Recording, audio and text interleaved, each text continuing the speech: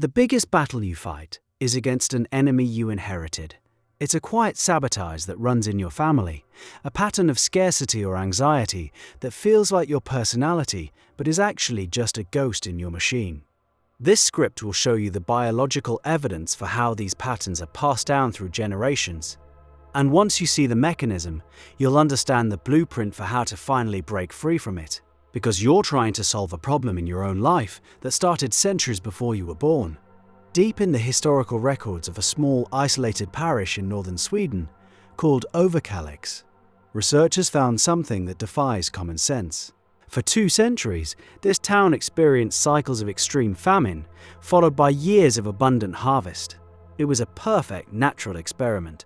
A team of scientists tracked the town's birth, death, and harvest records, expecting to see the usual effects of malnutrition. They found something else entirely. They discovered that the grandsons of men who endured severe famine as boys lived on average 32 years longer than the grandsons of men who had feasted during their childhood. Let that sink in. A grandfather's diet dramatically altered his grandson's lifespan.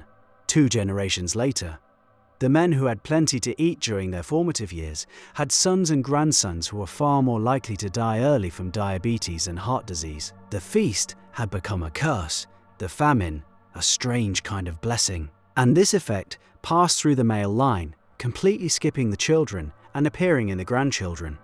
This suggested something was being transmitted that was entirely separate from the classic DNA code everyone learns about in school. Something was being written onto the genes. But how? The answer lies in a field called epigenetics. Think of your DNA as the hardware of a computer, the permanent physical structure. Epigenetics is the software. It's a layer of instructions that tells your hardware which programs to run, which to ignore, and when to run them. These instructions are written in the form of tiny chemical tags that attach to your DNA. They can't change the letters of your genetic code, but they can act like a dimmer switch, turning the expression of a gene up or down. Imagine a single gene as a light bulb. The bulb itself is fixed, it is what it is. The epigenetic tags are the dimmer switch. When your grandfather starved as a boy, the environment of famine flipped a series of switches in his body. His system learned to be incredibly efficient with calories, to store fat at the slightest opportunity, to prepare for a world where the next meal was uncertain. That setting, that software program for scarcity, was then passed down. The grandson inherited the scarcity program, but he was born into a world of abundance. His body, running his grandfather's survival code, stored fat too aggressively and became prone to metabolic disease. The survival adaptation of one generation became the pathology of the next. It was a perfect program running in the wrong environment, and this same mechanism applies to more than just food. Severe stress, trauma, or fear also leaves these epigenetic marks. A mouse that learns to fear the smell of cherry blossoms will pass that specific fear to its children and grandchildren. These descendants will show signs of anxiety and panic when they encounter that scent for the first time, with no direct experience to justify the fear. They inherit the echo of a trauma they never lived. This is where the science gets personal. The emotional patterns in your life, the ones that feel so deeply ingrained, often follow the same logic. You are living with the emotional heirlooms of your ancestors. The constant, low-grade anxiety you feel might be the echo of a great-grandmother who lived through a war. Her hypervigilance was a survival tool. It kept her alive. Her body tagged the genes related to the stress response, turning the volume way up. That software got passed down. Now you live in a safe world, but your internal alarm system is still set to imminent threat. You feel a sense of dread for no reason because you're running her program. Consider the pattern of scarcity. You work hard, you might even earn a good living, but you can never feel secure. You hoard resources, you're terrified of spending money, and you have an unshakable belief that it could all disappear tomorrow. This might be your grandfather's survival program.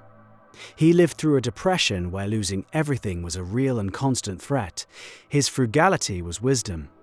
For you, it becomes a cage. It prevents you from investing in yourself, from taking calculated risks, from enjoying the life you've built. The program that saved him is now limiting you. The same is true for relationships. A pattern of mistrust or emotional distance can be traced back to an ancestor who was betrayed or abandoned. Their protective wall was necessary. Your inheritance of that same wall keeps you isolated. You're fighting a battle that was won or lost long ago, using weapons that are now obsolete. But if this is just a biological echo, why does it feel so powerful, so personal? Why does breaking the pattern feel like a betrayal? This is because of something called unconscious loyalty. On a primal biological level, our greatest need is to belong, to be part of our tribe, our family system. For most of human history, exile meant death. So we have a deeply wired impulse to remain loyal to the patterns and beliefs of our family, even the painful ones. If your family system is defined by struggle, your success can feel like a departure, a betrayal. If your mother believed that relationships always end in heartbreak, your happy, stable partnership can trigger a deep sense of unease. You might find yourself unconsciously sabotaging it, picking fights, or creating distance to return to the familiar emotional state of your family. It sounds irrational, but the logic is primal. It is safer to be miserable and belong than to be happy and alone. Critics of this idea often argue that it's a way to avoid personal responsibility. It's a sophisticated excuse for our failings. That concern is valid, but it misunderstands the mechanism. This is about identifying the source code, the deeply ingrained programming that shapes our automatic reactions. It's the operating system running in the background.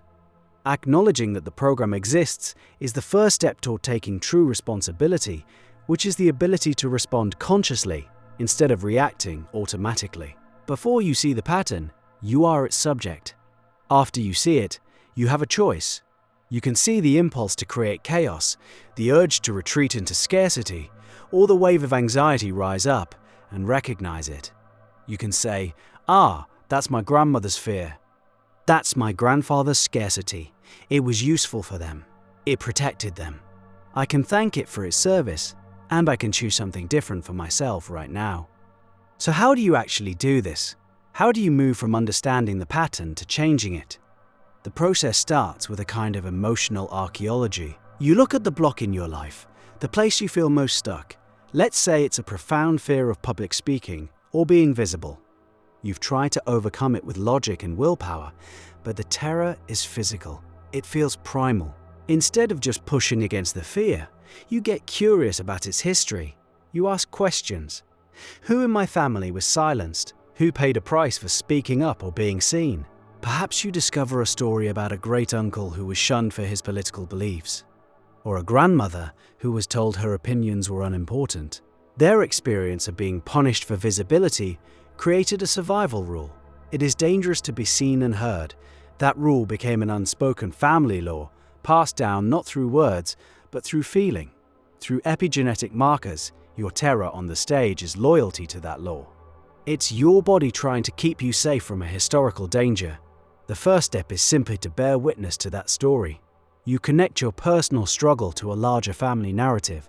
This act alone begins to loosen the pattern's grip.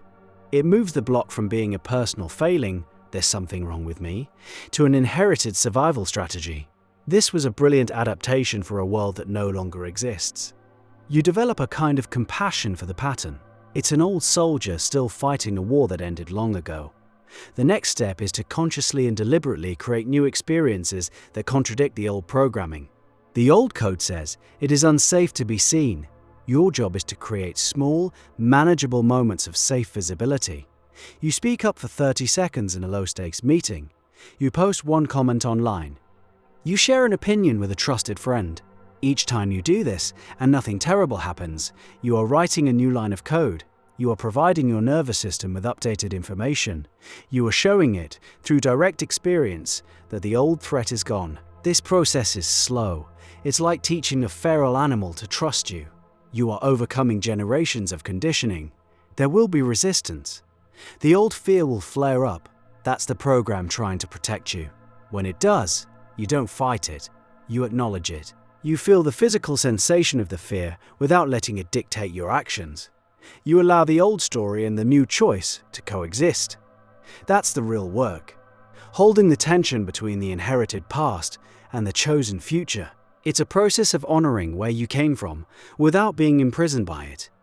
You can be grateful for the survival strategy that allowed your ancestors to endure, while recognizing that the strategy's time has passed. This is a profound reframe.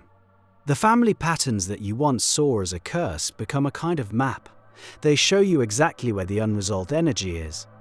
They point directly to the places where you have the opportunity to heal something that is much bigger than you. Your biggest block is the starting point. It's a signal. It's the voice of an ancestor asking for a different ending to their story. Your life becomes the answer.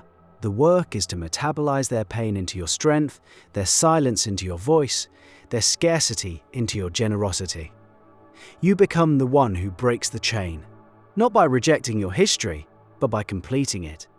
The patterns passed down to you are a set of instructions for a world that has vanished. They are a ghost ship navigating by stars that have long since burned out. You are not a passenger on that ship. You are the one who can finally build a lighthouse. Your family's history isn't a life sentence, it's a job